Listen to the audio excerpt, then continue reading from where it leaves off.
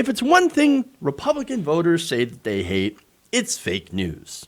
The irony, of course, is that fake news is literally all they consume, and they can't seem to realize it. In fact, recently a Pennsylvania voter talked to ABC News and admitted why she supports President Donald Trump, and it's because of the quote-unquote research she has done on social media. Take a look.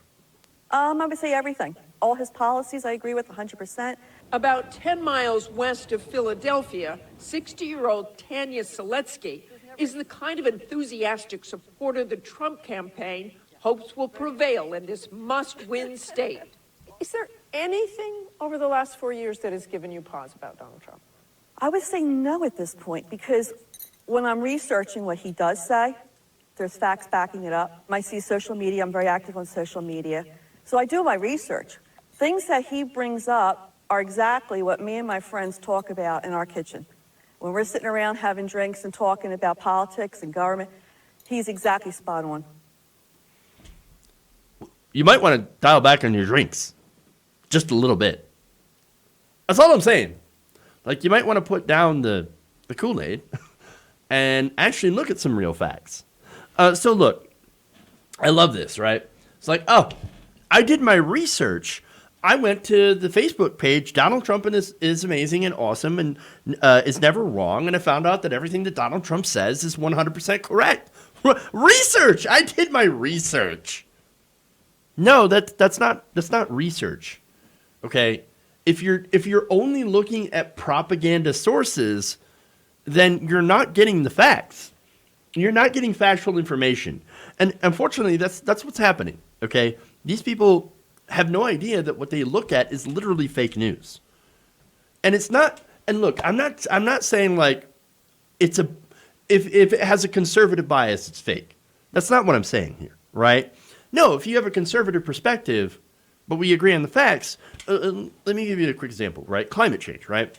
So there's a conservative perspective on climate change of saying, okay, look, climate change is a problem, but what we're going to do is we're going to incentivize corporations by giving them tax breaks and all this stuff in order to have them innovate and decarbonize themselves, right? And that's technically more of like the Democratic position, but it just shows you how kind of screwed our politics are, because the Republican position doesn't exist. Fake news. Climate change. What climate change? Climate has always been changing. So, but I'm saying, like, that's an actual conservative perspective, allowing the businesses to innovate and come up with their own thing. A progressive perspective is saying, no, here's what we're going to do. We're going to nationalize the oil industry and then shut it down and then replace it with solar panels. And that's it. We're going to do a massive jobs program, et cetera, right? But that's an example of, like, the conversation that you could have from a conservative perspective and still adhere to factual information. As you could tell, we do not live in that world. And so what happens in Republican world is they make up things and then spread it to everyone else. And I don't mean everyone else just as like rando people, right? Even though they do have a role in sharing it. But first, one or two sites they'll come up with an idea, they'll come up with a talking point, and then they will go and spread it around to the other outlets. A lot of these other outlets are paid by the same kind of billionaires, Koch brothers, who would be negatively impacted by climate change regulations and legislation. And so they go and do this narrative that, no, we must deregulate because climate change is not actually a thing. It's not really happening. And liberals just want to control your life. And so we'll spread it around to all our little satellite networks and all our little satellite outlets and the people that we pay in order to spread this propaganda so that there is the appearance of a national outrage and so that politicians will not actually pay attention to climate change because they'll think, well, our constituents all believe that climate change is a hoax, and so what are we going to do? And that's really simplified of what's going on. But that's kind of it in a nutshell. That's kind of what happens, okay? And so in the interim, though, you've got these outlets on social media, Facebook, Twitter, etc., that will go and they will make things up for clicks. So in order to reinforce that bias, and also for, money from these large think tanks, these, that are funded by these big giant corporations in order to sow doubt. Again, we know for a fact that ExxonMobil knew about climate change. And I know climate change is something that I keep going back to. There are numerous examples of other things, but climate change is probably one of the clearest examples of this because ExxonMobil knew about this. Their scientists were warning in-house, like, hey, climate change is real. Maybe we should do something about it. And what we have to do is reduce our own emissions. And the company said, yeah, good for you. We're not going to do that. In fact, what we're going to do is we're going to go and lie about this. And we're also going to pay think tanks to go out there and muddy the water so that we don't actually have to do anything. And that's really it. Now, as far as Donald Trump is concerned, Donald Trump is A, not a smart person. B, has never met a conspiracy theory that he didn't agree with. And C, lies about everything, not just about politics. He has been a committed liar throughout his entire, I could say, lifetime. Okay, this is long before he got into politics. You guys remember back when he was during 2012, where Donald Trump was like, Obama, I got people in Hawaii. We're looking for the birth certificate. We're going to find it. We got an investigation going on. He was one of the the OG birther people that really brought it to the forefront. And of course, Republicans who were desperate and hated Obama immediately glommed onto it. Conspiracy theories.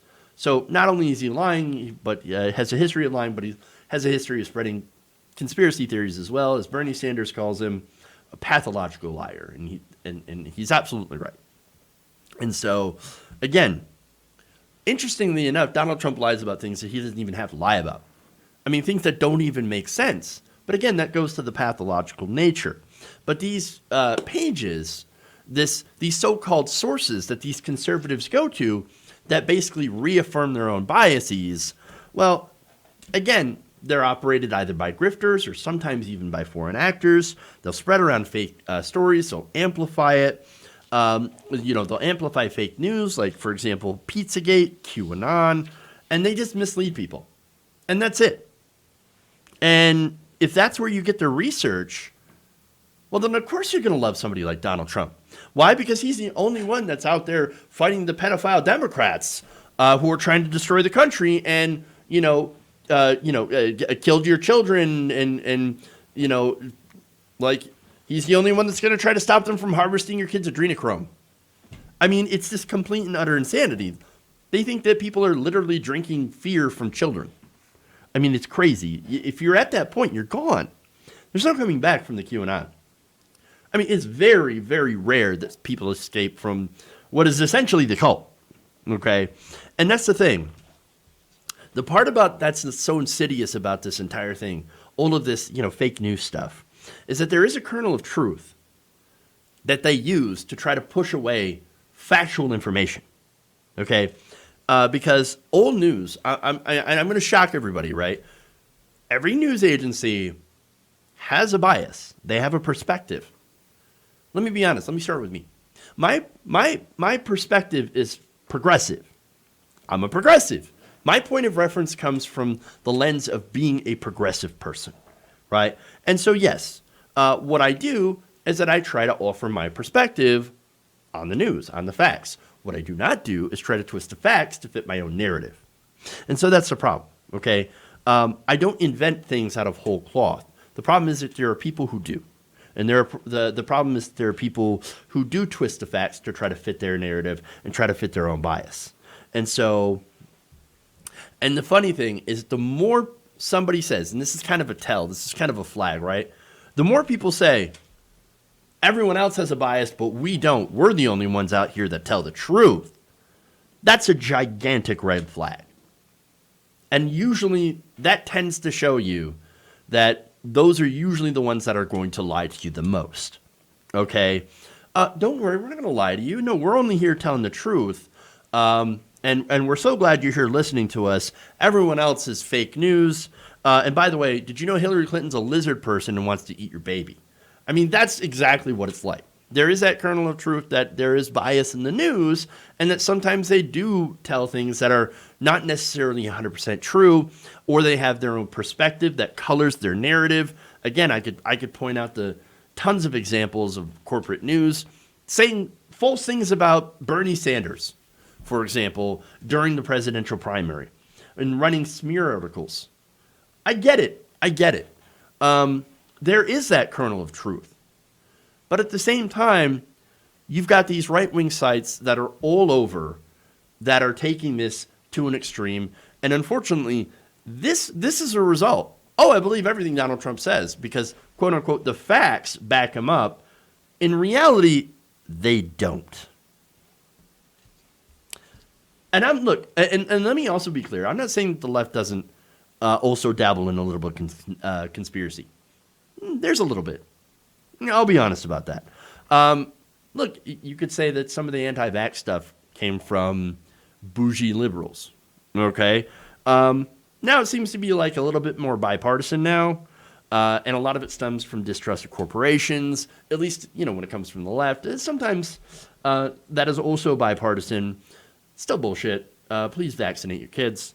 That said, this is an example. This person is an example of somebody who's right-wing that I think has gone too far. You're not going to be able to reach her and pull her back. All right? And again, part of that is due to media illiteracy, the lack of a fairness doctrine. You've got massive distrust in corporate media, which I completely understand, but also, and this is important because I've covered this before, you have these large platforms like Facebook, for example, that prioritized conservative media over liberal media, over progressive media. And so, again, a lot of these right-wing pages, Daily Wire, for example, I believe they are a fact checker on Facebook, have made up stories. And so there is that issue. Okay, they do peddle in misinformation, and yet they are being pushed by the algorithm, signed off 100% by Zuckerberg. And so that is an issue. They're prioritized over progressives, and so even center-left, outlets like Mother Jones get affected, and the algorithm literally favors things like, until recently, QAnon, which just recently got banned. Now, the problem with that is that after it was a massive backlash, they removed it, and that just gives these conspiracy theorists more ammunition to say, oh, look at that. See, I can't believe Facebook would censor the truth. I think the best way to put a stop to this is early. Not let the algorithm push it in the first place. But now, unfortunately, genie's out of the bottle. You can't put it back in. Not easily, at least. And so I think this is a real problem. And I think the only way to beat people like this is to nullify their vote at the election, at the polls. Show up, beat them. We outnumber them. We do. People who have common sense do outnumber them. And we actually have to show up. And I know it sucks to vote for Joe Biden, but you kind of got to do that in order to defeat a president who is insane, and get somebody who maybe doesn't lie quite as much about ridiculous, horrible things, and maybe, I don't know, we'll push a COVID package and might actually sign some kind of decent policy once in a while. Basically, it's got to be better than what we have right now, and they're not going to support things like QAnon, which are patently, obviously true or untrue.